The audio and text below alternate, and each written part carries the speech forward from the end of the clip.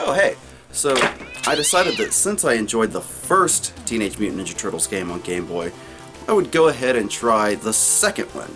This is Teenage Mutant Ninja Turtles Back from the Sewers. But first, do you guys remember that there was an April O'Neil action figure that made her look like a hooker?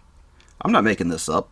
It was called April O'Neil, Ravishing Reporter, because Streetwalker April was a bit too on the nose, I guess? Anyway. This game is a huge improvement over the first in pretty much every department. You even get a unique pause screen with its own music. How cool is that? The music is pretty decent. I'm always amazed by the quality of the Game Boy's music. It's definitely an improvement over having to hear the TV show theme song on repeat like the first game.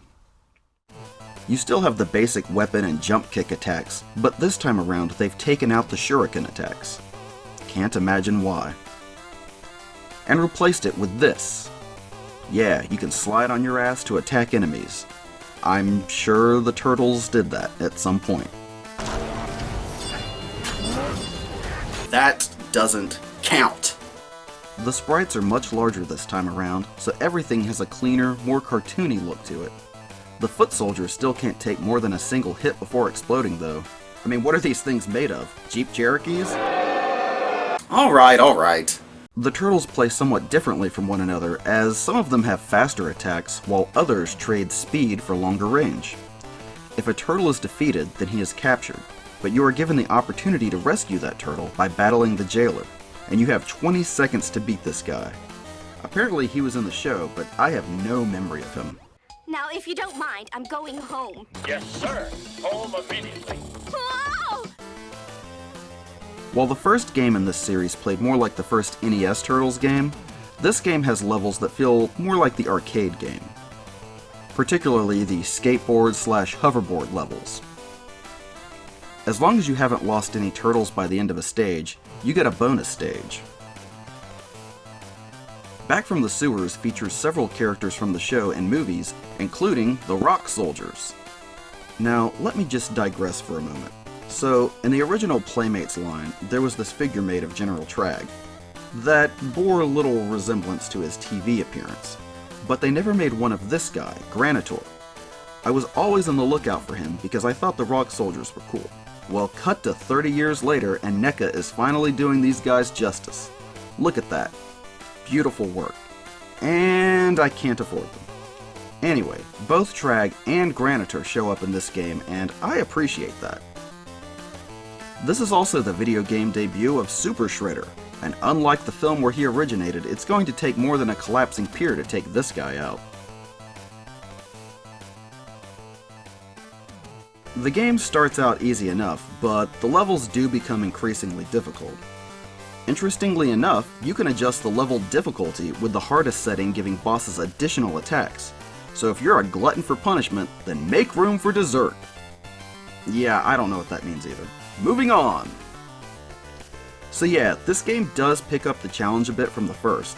Some of it is fair, like learning the various boss patterns, and some of it is cheap, like this guy. Is it difficult to get past him? No, but you will take damage unless you can time your attack perfectly. No shuriken means you can only attack elevated enemies with jump kicks, and this is the first stage, mind you. The difficulty picks up in the later stages though. I mean, look at this. How the hell are you supposed to survive this? Thank goodness for Game Genie. This is also one of the games where the enemies will respawn infinitely. They chomp, chomp, chomp, chomp at your door. Then they march, march, march, and they chomp some more. Hey, remember this guy? He's definitely not a xenomorph. Fun times. Now, I'm not going to say that the bosses are necessarily more difficult than the first game, but it can seem that way at first. Take Bebop, for example. The way to beat him is actually to inch downward while attacking so as to avoid his attacks. It's the only way to attack that won't lose you a ton of health, even if you're playing a character with better strike distance. Stay at it, and with a bit of patience, you'll get through it. In closing, I would like to say that while the gameplay is mostly similar to Fall of the Foot Clan, they changed things up just enough to keep things interesting. So if you felt like the first game wasn't really your thing and you liked the arcade game, give this one a try. And that's it for Teenage Mutant Ninja Turtles Back from the Sewers. If you enjoyed this video, please check out my first one for Fall of the Foot Clan. As always, thanks for watching and see you next time. You hear that skitter scatter in your wall? You know you're about to take a fall. You're not about to meet with Johnny Five.